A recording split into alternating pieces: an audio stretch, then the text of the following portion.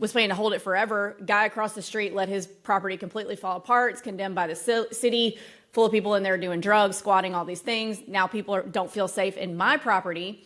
And I ended up having to sell it for a loss because that real estate is not desirable. It's not growing. So there's not a lot of appreciation. So when you're looking at short term, you want to make sure that you're buying desirable real estate in terms of there's a lot of tourism that comes there, beach markets, mountain markets, national park markets, places like that.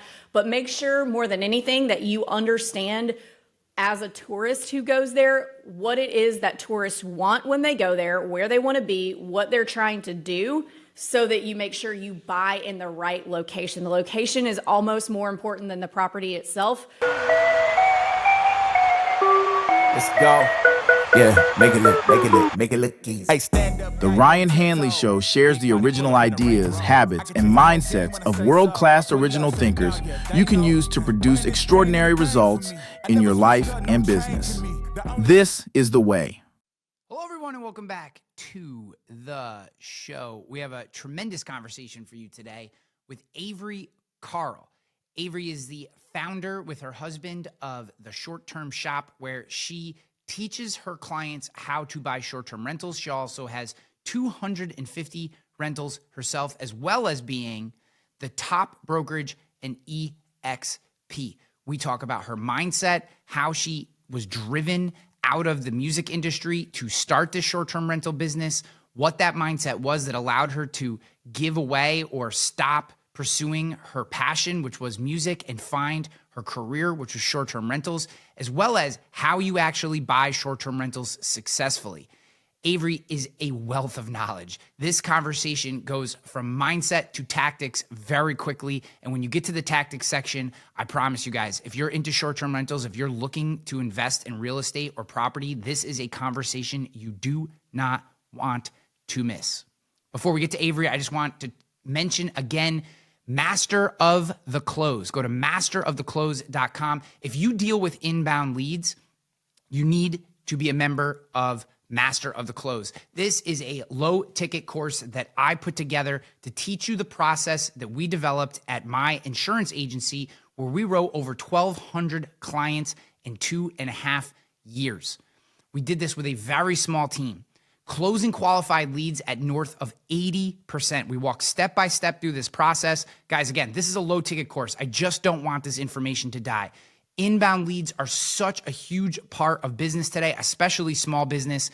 And this process is easy to implement, works in every industry. I have done it personally in the technology space. I've done it in fitness, and I've done it in insurance, as well as coach clients in many other spaces. This process, easy to teach, easy to learn, and absolutely bulletproof. Go to masteroftheclose.com today. Avery, it's awesome to have you on the show. Thanks for making the time for us. Yeah, thank you so much for having me on. Yeah, so I tried having a rental property very early in my life. I didn't know anything about business, anything about rentals or property, and made a million mistakes, and ultimately got so frustrated with the experience that I sold it. Now, 15 years later, at least in a small part, I regret that decision. But what attracted you to real estate to begin with, right? So I know short-term rentals is where you're at, but you also sell a lot of real estate. Like, what is it about property real estate that just attracted you to it? Well, I've got 250 rentals, so I'm happy to answer any of your questions on any of that. But the reason that I started it, my husband and I started investing in real estate, was because when we first got married, I had what I thought was my dream job. It was not. We had a little bit of money, maybe like $8,000 or $9,000 saved up. And we're like, okay, we've gotten ahead a little bit. We've got some money saved. So what do we do with this? Like, what do we invest in? We don't know how to pick stocks. Like, apparently you're not supposed to pick like individual stocks. We need somebody to tell us what to do here. So we there was an Edward Jones financial planning office in the same building as my corporate job. And so we went in there, met with a financial planner. We were all excited because we felt like we'd finally, gotten ahead a little bit. And she basically told us we didn't have enough money for her to bother with. And so, we walked out like wind totally let out of our sails. don't remember, but I would guess we went to the bar. And we're like, well, now what do? We want to figure out how to be smart about this and not just have this sitting in the bank, or maybe we need to save up some more, but we wanted to do something now. And so we had recently moved from New York City to Nashville. And that was back before Nashville jumped the shark entirely. It was back when Nashville was still cool. Sorry, people who are moving to Nashville, when it was still really cheap. This is back in 2012. Yeah, 2012. And our real estate agent at the time was trying to get us to buy something in East Nashville, which was like the hipster part of town that was appreciating really quickly. People's houses were worth, $100,000 more 2 years after they bought them. And our agent was like, you need to buy here because you'll get so much equity so quickly. And we were like, man, we're moving from Brooklyn to Tennessee. We're done with neighbors. We want to buy something out in the country. So we did. We bought something out in the country. And so we kind of thought back to that and thought, well, maybe that's not a bad idea to buy one of those houses. We've almost got enough for a down payment. We could save up a little more and make one, put a renter in it. They'll pay the expenses. And then, by the time our future kids need to go to college or something, we'll have all this appreciation. Back then there was there was Bigger Pockets and that was it. And we hadn't even found that podcast yet. So we just bought this house. We got really lucky. Found a house, bought it right off the MLS, cash flowed almost $1,000 a month. So the mortgage was $647 a month, and we were able to rent it out for $1,550. So not bad for a long-term rental. And when we got that first rent check, we were like, wait a minute, this is pretty badass, because my dream job that pays nothing, which was in the music business in Nashville, which pays nothing, after all my deductions and stuff, that was about what I was making on my W-2 job. So this house was making the same amount of money as me while I slept. And we thought, well, this is interesting. And so then we went and sought out education on it and read all the books and listened to every podcast we could get our hands on. And we came upon short-term rentals really just because we had a little bit of a down payment left again for one single family home. And we just been on vacation to the Smoky Mountains and stayed in a cabin, and we were looking for our second property, and we thought, man, those short-term rental cabins, this was about 2014, so Airbnb had not hit very hard yet, but it was starting to. We were like, man, well, what can we buy that's going to make us the most amount of money the fastest? We just stayed in this cabin in the Smokies and paid, $200 a night. That's going to make more money for the same price as one of these houses in East Nashville. So let's try that. And back then, there was no self-management. There was no, you had to use a property manager. And we decided to self-manage from Nashville. It's about 3.5 hours away, because when we started looking around at property managers, we found that the average split back then was 40% of your gross income.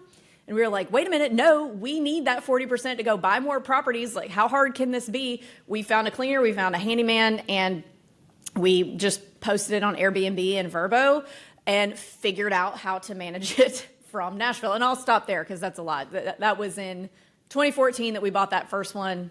Now we've got 250 doors, 8 of them are vacation rentals. So there's a lot of entrepreneurial drive in there. Yeah. So I think the mistake that I see friends make, because I have a good buddy who's a realtor, and he obviously pushes all of us to buy property, and he's got he doesn't get into the short terms as much, but he's always peppering us when he finds a decent 2-family or 3-family, and hey guys, get involved. And some of my friends have gone down that path and been very successful, and others have gone and kind of backed out, we'll call it. Maybe they get one and they just, this is enough. To me, and the difference in those personalities is the people who go in thinking this is this is a business, right? I'm going to look at this like a business, an entrepreneurial endeavor. My business is owning properties, is renting properties, and they tend to push deeper, to think of it differently, to think like you did, right? Not the easy part for you would have been property manager, 40%, okay, we don't make nearly enough or whatever, but I don't have to do the work. And that feels like the miss to me. It was probably the miss in my own scenario. I didn't realize the work that would be involved, that you can systematize and automate to a certain extent, but that there is a lot of work involved. Did you guys understand what you were getting into from the rip? Did you see it as an entrepreneurial endeavor, or you just kind of like, were these decisions kind of cascaded as you went, or did you pick up really quick, like, this is a business, like we can actually make a full income, this can be what we do? We picked it up pretty quick, and a lot of that I think is personality types, and there was a lot, like kind of a perfect storm of why this was a good idea to go all in on at the time. Number one, so I come from a background of collegiate athletics. So I played soccer at University of Texas, and I have a Big 12 championship ring. And so I learned I'm from an extremely small town in Mississippi. Mississippi notoriously does not produce good soccer players. We produce great football players, but not good soccer players. And so it was just really crazy. The team that I was on, my club team, happened to be really good. Every single girl went and played D1. And what I learned from that was I kind of realized in junior high, hey, I just wanted to get out of Mississippi so bad, big city dreams girl. And I realized the harder that I worked at soccer, the better chance I had to get out. That was like my ticket out. So from an early age, I started equating hard work with, moving forward and climbing the ladder and getting things. And I thought, after all that was over, and then I graduated undergrad at like the worst time to ever graduate in the spring of 2009 when there were no jobs. So I was a musician. I was a touring guitar player in a few bands. So I bartended and did the musician thing until the market swung back around. And I thought, well, I want to work in the music business because there will probably be a lot of people similar to me, musical background, who, want to have big kid jobs now. And so I got what I thought was my dream job and worked really hard at it. And what I found was that the amount of work that I did was not proportional to the amount of moving forward that I was able to get. Like, I'd get to work and I'm great in the mornings. I'm not that great in the afternoons in terms of productivity. So I'd finish everything I had to do by like 11 a.m. And then I'd just sit there and wait for my boss to give me something else to do. Eventually we found I'm a terrible employee because of that. Like I'm motivated by whether it's, making more money or building something. I can't just sit in a desk all day and work for somebody else. And, when I thought about it, I'm like, well, my dad owns his own business. Both my grandfathers on either side owned their own businesses. So I didn't really have a role model of working for someone else and even realize that. At the same time, we were thinking, we just got married, thinking about having kids in the future. And I'm like, well, I don't want to have to put them in daycare from 7 a.m. to 7 p.m. because, our commute's an hour with traffic. So there was a sense of work not being fulfilling and also knowing that it wasn't going to be a good situation for our future kids and kind of putting those two things together. My husband is the same way on the work thing. Like, he was feeling kind of fat and sloppy one time after a night out, went for a 1-mile run, first one ever, and now he's run 30 marathons. So we both kind of do everything extra. So it was definitely personality type and wanting to get out of that, having to answer to somebody else, because I just knew that boss at the time was not going to be somebody who was ever going to understand, like, oh, my child has strep throat, I need to stay home. And we wanted something different. We wanted our lifestyle to be designed a little differently. So all of that together kind of pushed us forward on, oh, hey, we can build an actual business out of this instead of just kind of letting it take a backseat and build up appreciation in the background. I want to stay on your entrepreneurial perspective for a second. So, and you can obviously fast forward and rewind as it makes sense in this answer, but I have a lot of people that are very successful on the show, yourself included. And I like to get their perspective on this particular question, because when I'm interacting, so my industry is the insurance industry. Every little boy's dream is to grow up and be an insurance agent, right? So I'm living the dream.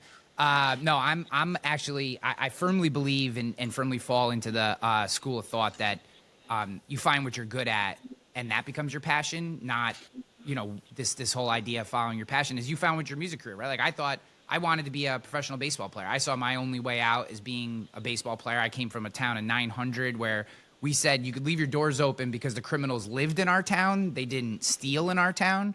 So, like, it was not, my whole goal, same as you, was get the hell out of here. Like, whatever I got to do. And I saw, academics to a certain extent, but being athletic as my way out, and ended up playing baseball in college and played a little after. But at a certain point, I hit reality where it's like, there's no career here in this sport. And, so I see a lot of people who have these early dreams and they hit that wall. And then somewhere in there, a switch flips. They go from being passionate, driven, intense, intentional to, well, I'm making a paycheck.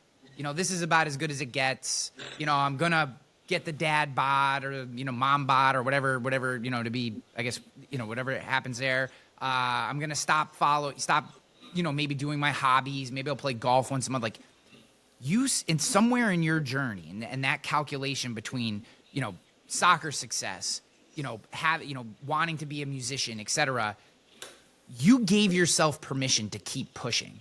Is that just intrinsic to you? Was it, did you have mentors? Was it your family? Was it, just the fact that you had this partner and your husband who also shared some of that intensity and energy? Like, I think a lot of people get stuck in the transition from early life passions to a fulfilling career, which you've obviously found, and you've made that transition.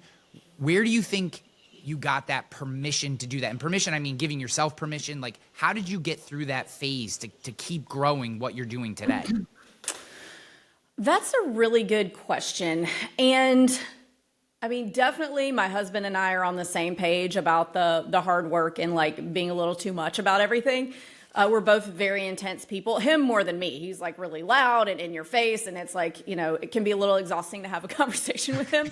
But, so, I mean, maybe it was growing up in the millennial generation of like hard work fixes everything. And, my dad was a professional athlete and my mom is kind of a perfectionist. So just having that instilled in all three of us kids, my sister, my brother as well, about, always working hard. What's the most important thing in anything is that you worked hard, even if you didn't win, even if you, insert thing here. As long as you could say you tried your hardest and you did your best, then that's what's most important. And then I'm just kind of somebody, maybe I'm a very high anxiety person. So maybe it's something to do with that, but like, there is no good enough. There is no best. So we just keep pushing and pushing. And I guess, it's just, I think kind of a perfect combination of the way I was raised and then the partner that I chose and just enjoying the building of things. Like I like the building more than once it's built. I like the building phase. It makes me feel fulfilled and like I did something, like I paid for the day. I can go to sleep at night feeling like I did something. I had terrible anxiety in college because I felt like I wasn't doing anything, like I wasn't moving forward.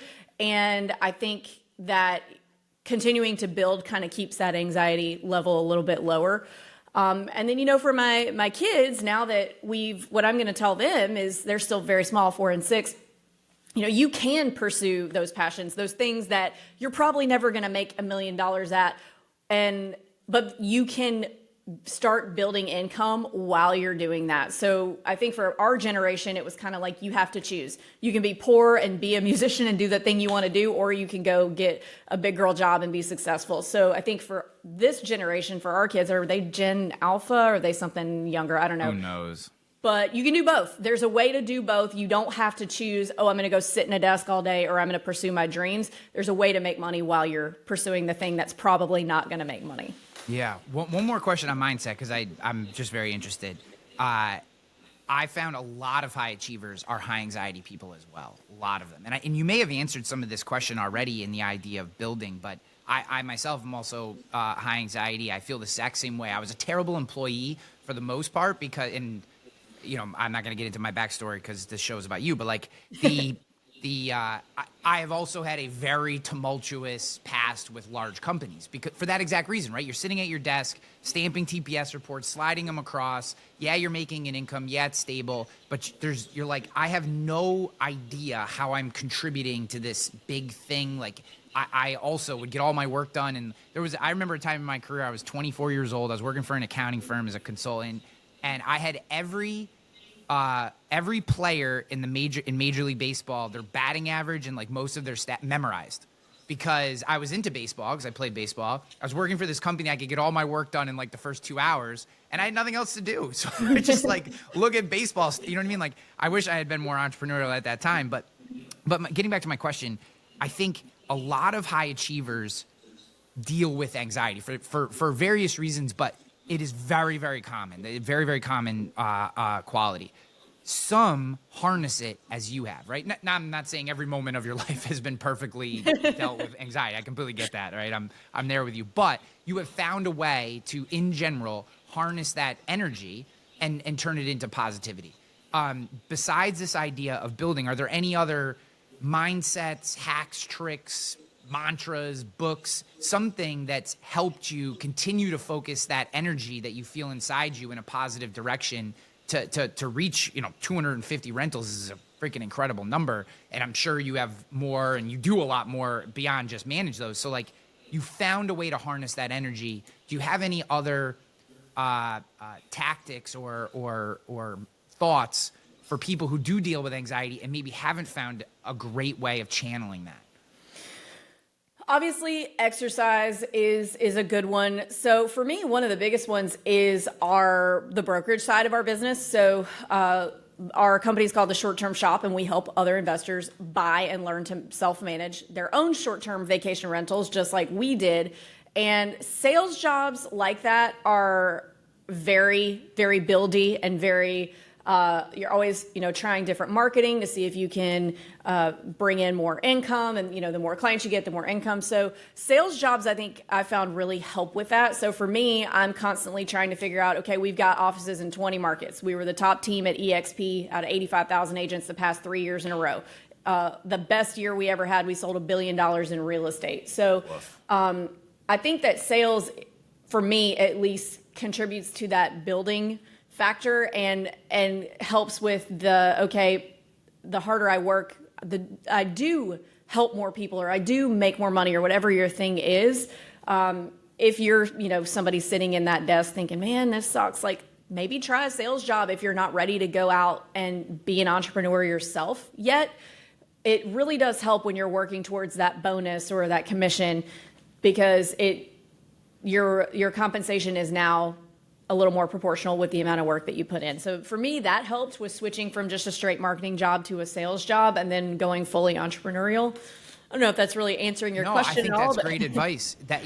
That's actually my path to entrepreneurship was through sales. I was working as a consultant for this large accounting firm. By all accounts, a very good job. I hated every single day of it, but by all accounts, like on paper, it was a good job. I was making good money. I worked for a big company, lots of stability, all the kind of stuff, but I was miserable.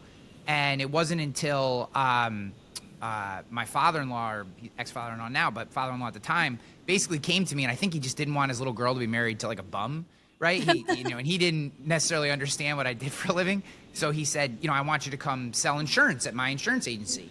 And I had always had this thing of like, I wanted to own my own business, but I didn't have.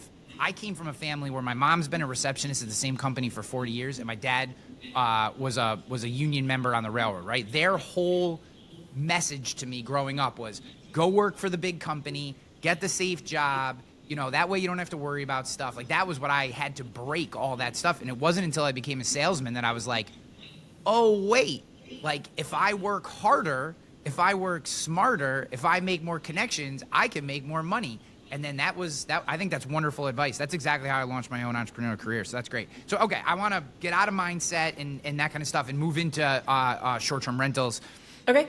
Because I'm very fascinated by this space. I'm petrified of owning property because of my mistakes that I made earlier. So some of this is going to be like free consulting for me that you didn't realize that you would have to do. But so my early mistakes were I owned a very old building. It was built in 1905. I'm not handy at all. I can fix basic stuff, like basic dad stuff, but I'm not a handy guy necessarily. So I'm not doing mechanicals or, the number of times that I've taken, 110 right into my body and dropped the screwdriver or whatever I was doing because I'm a moron and don't know how to do electrical. Okay, all those mistakes. And then what we were only cash flowing $100 a month on the property, which was tough. And then what broke my back was I got a call on Christmas Eve that we had an oil furnace, because again, old as hell, middle of an old ass city, that went poof on Christmas Eve. So now I'm trying to find a furnace guy who also can handle an oil unit on Christmas Eve, and we had to pay 5x rate in order to get someone there because we live in upstate New York and it's cold as hell, and you can't have your tenants not have heat on Christmas Day in the middle of the winter in upstate New York. So there's a lot of mistakes in there that I believe I made, building age, whatever. So if someone is, tuning in the podcast and like, okay, I've been thinking about real estate for a while, short-term rentals seem like something I might be interested in, like, what's the first step to get into this game? Like, where do you start? What's the pre-work you need to do before you step in and take on something like this? Well, you can read my first book, Yes. Short-Term Rental, Long-Term So you guys know every resource that Avery discusses, and feel free to share all the resources you have, your books, courses, anything like that. We'll have links in the show notes for you guys. So wherever you're listening or watching, just scroll down and you can find all the stuff that Avery talks about. I just want to make that clear. Yep. So I would start there. You could start your search with my company, The Short-Term Shop. So we have offices in 20 markets across the country that are all very vacation rental friendly and mature vacation rental markets. So you don't have to worry about regulations, things like that. We'll help you find the right one. We'll teach you how to manage it for free and make sure, and we do that while you're under contract. So we make sure you know what you're doing before you even close. We'll teach you how to use all the property management software, how to set up your listings, etc. But if you want to take the hard road, then I would say think of a place that you went growing up with your parents, or maybe now with your own kids or your spouse or whoever, where you went on vacation and you didn't stay in a hotel. You stayed in a beach house, condo, cabin, something like that, where you've been a tourist, and start there. I think a lot of people, the biggest mistake they make is they go Google best place to invest in short-term rentals, and they get all these lists from the big property management companies, from the data companies that say these are the best places to invest in short-term rentals. But a lot of them don't, like, either they're looking at just strictly numbers, and so they'll tell you to buy somewhere that's weird and cheap, like, I don't know, Indianapolis. Super cheap, you can make some decent money there, but it's not, there's a reason that it's just not desirable real estate. It's not growing, and Indianapolis is a very arbitrary pick, but, like somewhere in the Midwest, where those cities aren't really growing, which is why the real estate's really cheap, which is why it looks better on paper. I got my ass handed to me in the Midwest buying apartment buildings because I'm like, oh, great. The cash flow looks great across the board here. And then, one thing happened outside my control 3 years after I owned my property. I wasn't planning to flip it, wasn't planning to sell it, was planning to hold it forever. Guy across the street let his property completely fall apart. It's condemned by the city, full of people in there doing drugs, squatting, all these things. Now people don't feel safe in my property. And I ended up having to sell it for a loss because that real estate is not desirable. It's not growing. So there's not a lot of appreciation. So when you're looking at short term, you want to make sure that you're buying desirable real estate in terms of there's a lot of tourism that comes there, beach markets, mountain markets, national park markets, places like that. But make sure more than anything that you understand as a tourist who goes there, what it is that tourists want when they go there, where they want to be, what they're trying to do, so that you make sure you buy in the right location. The location is almost more important than the property itself. I saw a lot of people get in trouble in 2020 when it was 100 offers on every single property, buying properties in good markets, but a little too far away from the attractions, like 45 minutes out, thinking, oh, well, people will pay less to have to drive into the attractions. Those people were the first ones who had to sell when the market settled down, because when the tourism settled down after COVID, people only really want to be really close to the attractions. So understand the market that you're choosing, understand where and what the tourists want to do there, who's coming there and when and why, and then start looking at the data from like AirDNA, Price Labs. It tells you, the income history of these types of markets. Start with those two things. Also, most importantly, when you pick a market, make sure you check the regulations by calling the local county or city and asking what their regulations are. I've seen very experienced investors buy a bunch of properties in a market and not check the process for that before they bought them, and then be incredibly shocked when they run into roadblocks with actually getting the permit. So make sure you check all that before you get under contract. So, and I apologize for my naivety in some of these questions. No. So I live in Albany, New York area. Does where I buy matter? Like, let's say so my girlfriend's from Colorado, right? She's from Durango, right? Great ski Durango. town. Yeah, there's tons of skiing, tons of hiking, mountain stuff, right? Like, let's say we wanted to buy a short-term rental that in Colorado, right? So many states between us and Colorado, multiple time zones. Is that an issue? Non-issue? Like, should I be looking like within a couple hours of my home? Like, I guess the first thing that I would be nervous about is, what are my exposures if I can't drive there in a reasonable amount of time? About 0. So it does not matter. There's really no reason other than to just do like an annual checkup on your property. Like, people are like, well, what do I do in an emergency? Like, what are you going to do? If it catches on fire, what are you going to do? Go insert yourself into the situation? No, you're going to, hopefully they've called the police already, but like, you're going to call the police. If something breaks, like a toilet, are you going to drive over there and fix it? No, you're going to call somebody to fix it. Like, if a toilet breaks in my office back here, I'm not fixing it. I'm calling somebody to fix it. If a toilet breaks in my place in Tennessee, I live in Florida, I'm calling somebody. So it's the same process. It's just further away. So you do want to go visit your properties at least once a year just to make sure. But in terms of where you want to invest, I think, for example, Durango is a great place to invest. Since there are a lot of short-term rentals there. What is it, Purgatory Mountain? That's up there by Durango. That's a big one, yeah. There's going to be a lot of infrastructure already in terms of cleaners and handymen. It's going to be easy to plug in. But if you're somebody that it's going to keep you up at night to not be within driving distance of your property, that's okay. It's not wrong to invest closer to you, like maybe the Finger Lakes. That's not wrong either. So, but don't let driving distance limit you if you do want to invest across the country. I would say 99% of our clients at the short-term shop, so there's 5,000 of them, don't live within 3 or 4 hours of their properties that they own. Oh, that's wild. Yeah, you can That's do it very wild. all remote. What about international? Like, so we just went to Turks and Caicos, stayed in a Verbo, text with the woman, have no idea who she is. She was very kind, but then whoever her onboarding person is met us at the gate, handed us the keys. Have a nice week. I'll be back at the end. Boom. Right. I mean, that was pretty straightforward. I mean, I'm sure there are additional risks. What would they be? And I'm assuming you don't want to start international, but like, is that an option? Have you done that? I have not done that. I know several people who have. Really, you just want to make sure that you as an American are allowed to buy property in that country, that you're allowed to finance property in that country. Some countries require you have a citizen of that country buy it with you.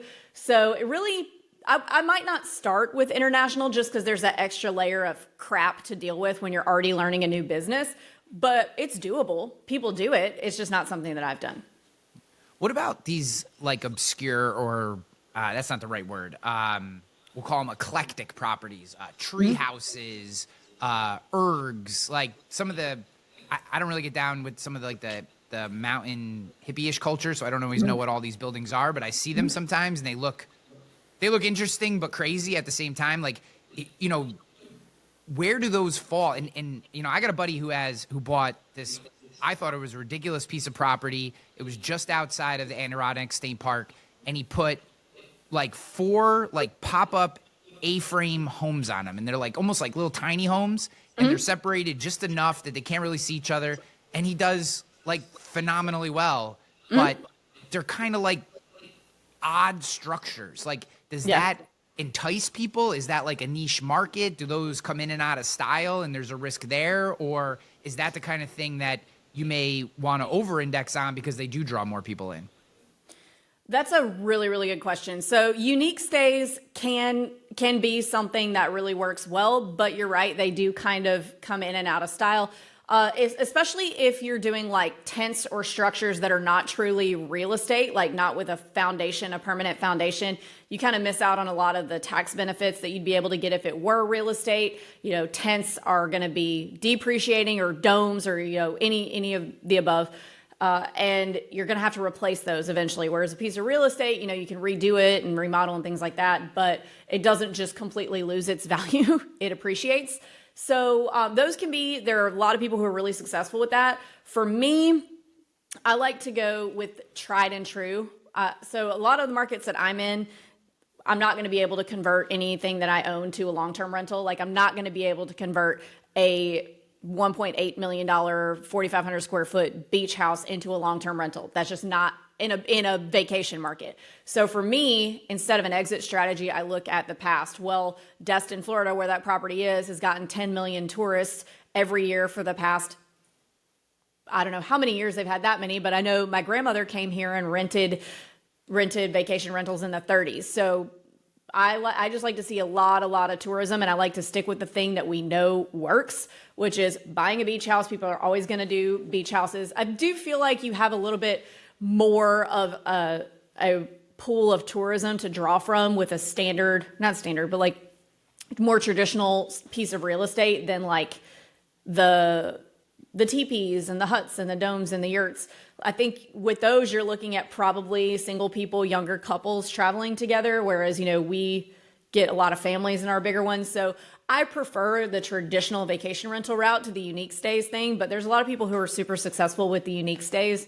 That's the cool thing about real estate investing, is there's not really a wrong way. You can screw it up really easily, but there's not a wrong way to do it. Yeah. We stayed in a Verbo and I don't know why I always use Verbo, just that's the way it's been the last couple of times.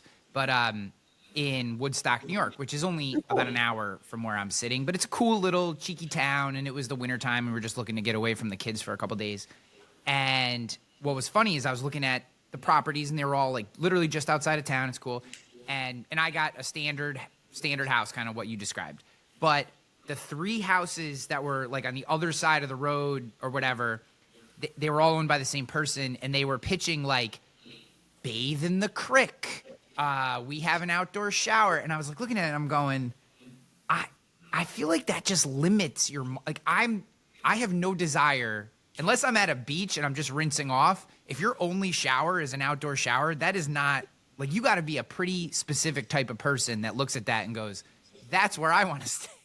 Yeah, I'm not that person myself. Yeah, it feels like it limits your market a lot. And as you said, you just have to be, I guess it all depends on how you market it and who you're trying to attract and what type of people come to that community.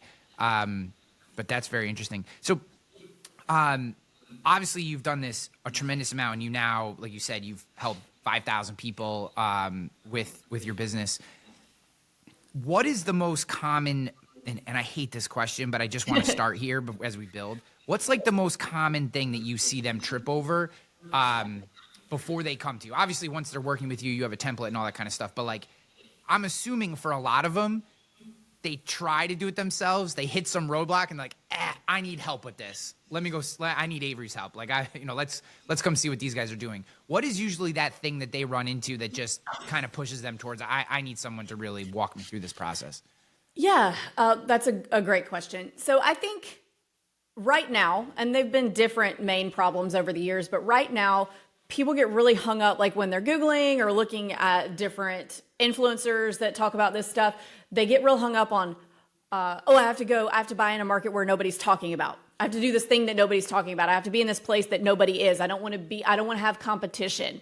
When really, I call them mega markets, like the Panama City beaches or Myrtle Beach or Smoky Mountains in Tennessee, where there's a lot of rentals. There always have been a lot of rentals. And the reason for that, some people will say, oh, it's saturated.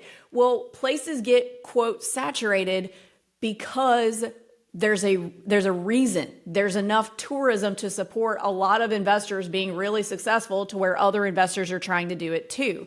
So I actually prefer investing in those mega type markets because it's very, very easy to get up and running, especially as a new person. There's plenty of designers, there's plenty of cleaners, plenty of handymen. People are used to giving you the door code and the vendor goes in and sets up the furniture or whatever. Whereas if you're trying to like trailblaze and do what has not been done before, you're going to have to go find a regular housekeeper who cleans primary homes and teach them how to turn a vacation rental. As a new investor, do you know how to turn a vacation rental? No, you don't. And it's just harder to find the right types of vendors to learn how to do the vacation rental model and not the primary home model. So I mean, you can be successful in going where no one's gone before, but like, why? Why not just plug into something that's easy? So, and you're never really competing with an entire market. You're competing with your bedroom count. And then further still, if you look up like Destin, for example, there's thousands of rentals, but a good 45, I mean, maybe even 60% of them, when you look at them, they've got terrible pictures and they're painted like pink from the 90s. It looks like the Golden Girls lived in there with wicker furniture and stuff. So if you're doing it right and managing well and you have good decor, you're really only competing with a very small fraction of the market. So I think people being afraid of competition of those good, heavy tourism markets makes them make bad decisions sometimes. I love that take because I think the most important point for those listening in there is the support industries have good infrastructure in those places. Like that's a really good point that I think a lot of people probably wouldn't think about is, and guys, if you didn't pick up on this, essentially what Avery said is that the handyman knows how to use the punch pad, knows that you're a short-term rental host, knows that they need to come in and punch out or whatever the structure is. Like they're used to it. You're not explaining it to the first time. They probably have 100 other short-term rental customers that call them as well. So they probably have good references and they're known in the community. And these are all things that are really important. So like you said, if you're states away from that person and you need to call them because a pipe burst or something happened, you want to know that they understand the process. You're not, I can't figure out how to punch this code in and or whatever the process is. I think that's a wonderful point. So do you, like, obviously, especially since COVID, it seems like short-term rentals have really skyrocketed. They've become ubiquitous. Like oftentimes, if I'm not going somewhere for a work event, I go to either Airbnb or VRBO. Like if we're vacationing, most often we'll look at those places first. So and I think there's a lot of people from a cultural perspective that's what they do as well.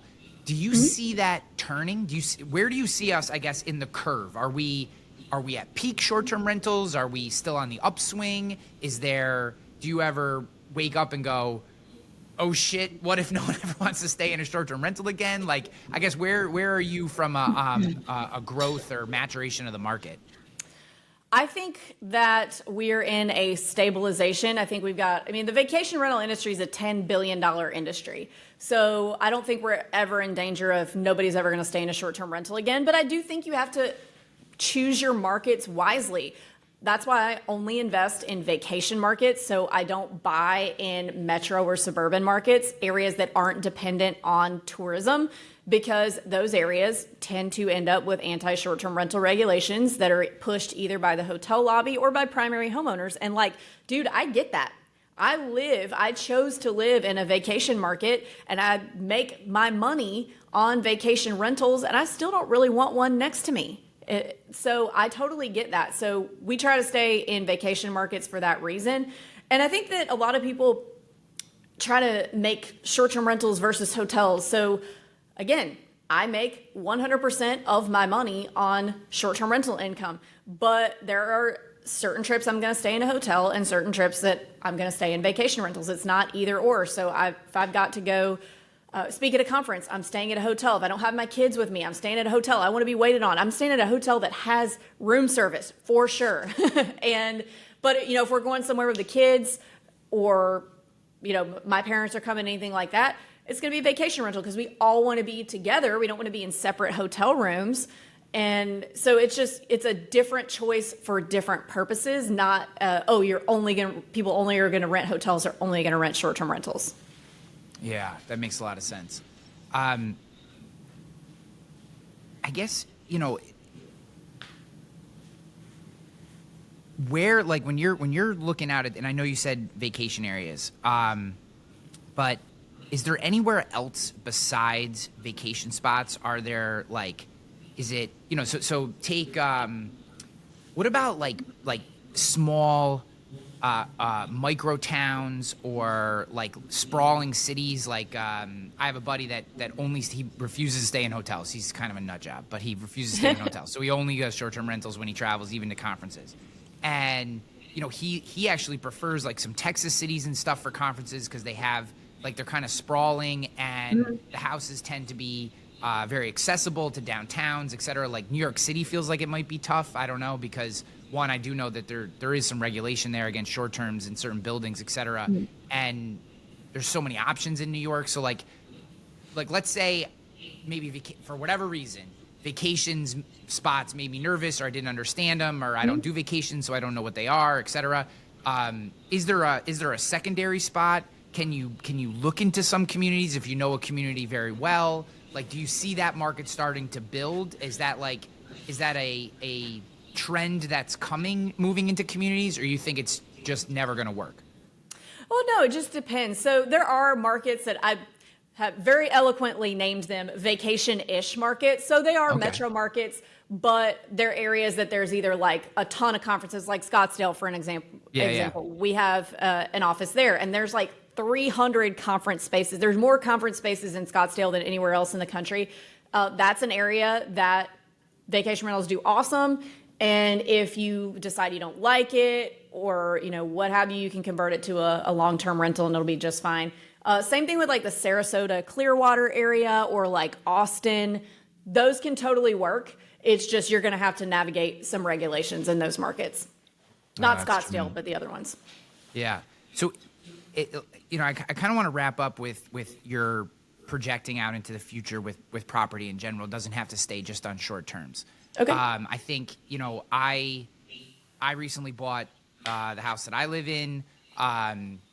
Do you see interest rates coming down? Do you see, where do you see property feels very tough for me, and a lot of the conversation with both guests I've had and some of the people that I follow has been around the idea that right now young people are struggling to get into homes, right? The rates have gone way up. I know where I'm at in upstate New York, when COVID happened, all these New York City people just flooded our area, and literally the price of homes doubled. Homes that were going for $250,000 to $300,000 were selling for $600,000 in the same exact community in under 2 years. And we really haven't seen those prices recede too much. They very much have stabilized, but we certainly haven't seen them come back down. And I know a lot of my younger friends who are in their mid-20s, early 30s, who are now looking to buy their first home, they're like just frustrated as all hell because they're looking at, say, what their friends who bought earlier or that are a little older, and the mortgages they're in and the prices they paid, and they're struggling to make it work. Do you see the market turning back a little bit? Where do you see opportunity for those individuals to own property? Is it worth renting and having a vacation property like a short-term rental? Like, is that a way to go for people? Like, should we always focus on getting a primary home first and then looking to get into the rental game? Like, just maybe do some prognostication over the property market in general and where you see things going. Yes. So a lot of people don't realize this, but 2023 and 24 are statistically the worst real estate market that we have seen in the history of recording the real estate market. Worse than 2008, worse than all of that. Fewer homes were sold in 23 and 24 than, the whole 2008 debacle, because those rates jumped. It's not that they jumped so high. They've been much higher years ago, but because they jumped so much so fast that it really kind of stopped everything. Everything has ground to a halt. And everybody was calling for this big crash and thinking that all these prices were going to go down. And the crash happened, guys. I think we're at the end of the crash, but the prices didn't do what everybody was hoping. They kept increasing. The reason for that is because we have a big housing shortage. So in terms of interest rates, I don't see how they can not have to come down in the next couple of years, because there's so many industries that depend on that housing market, whether it's finance, whether it's, not just the real estate agent industry. And people can't afford to get into homes. It's crossed my mind a number of times in the past 2 years, are my kids going to be able to afford to buy houses when they're old enough? And I don't have an answer to that, but Well, if I they don't follow your short-term rental buying strategy, then they certainly will. But Yes. So we're hoping to, kind of bring them into the family business at some point. But here's my thing, and I'm by no means an economist. I believe I had a C in economics, macroeconomics in college. C is good enough for this show. Yeah, C's get degrees, right? So it's going to have to. Something's going to have to move because they can't just have the entire general public unable to buy houses. And I don't know what that's going to look like. Maybe it's interest rates. I don't think that, giving a down payment assistance, which has been talked about, I don't think that's going to help. I think that that's just going to make things more unaffordable because more people are going to are going to use that to buy houses. And I don't know what the future holds, but I do know that rates are going to have to come down. They're going to have to get things moving again. Past that, it's hard to say. If you're able to buy a house right now with rates the way they are, I would go ahead and use this window before all the buyers come flooding back in when rates inevitably do go down. I think a bunch of people that are sitting on the sidelines are all going to bum rush the market, and we're going to be back to multiple offers on everything. I don't think it'll be as bad as it was in 2021, but I think that if you can get into something now, you've got a better chance of getting a discount off of the asking price. And you can refinance later. Don't say I told you to buy something that doesn't work and bank on refinancing later. Buy something that you can swing now. Hopefully, when rates do go down, you can refinance later. But in terms of being able to start real estate investing, there's always going to be less competition on buying duplexes, triplexes, and fourplexes, quadplexes. So you can use a primary home loan to buy one of those, live in one unit, rent out the other units, sell it in a year. You do have to live there a year and go buy another one. And you can keep doing that. And you can put down as little as 5%. It might be 3%, 3 to 5%. You don't have to save up a 25% down payment to buy these things. And you can have, 12 units in 3 years by doing that. So that's a really great strategy that I would probably use if I was getting started today. You could short-term the other units or long-term the other units. Or, you can be renting your primary house and still get a 10% down payment vacation home loan on an Airbnb that it has to be over 50 miles from your primary. So that's another way too. If you only have one down payment and you don't want to do the multiplex thing, you could just keep renting, buy that short-term rental, let that income start accruing, and then, do it again somewhere else.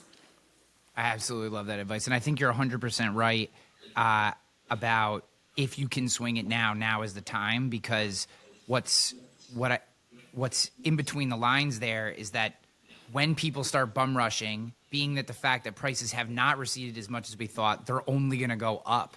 When there's multiple offers on these properties, when rates come down, the prices are only going to go up. So maybe they've pulled back 10%, 5%, whatever, depending on your market, they're only going up. So waiting too long and waiting for the right interest rate is kind of like trying to time the stock market. It just simply doesn't work. So I love that advice.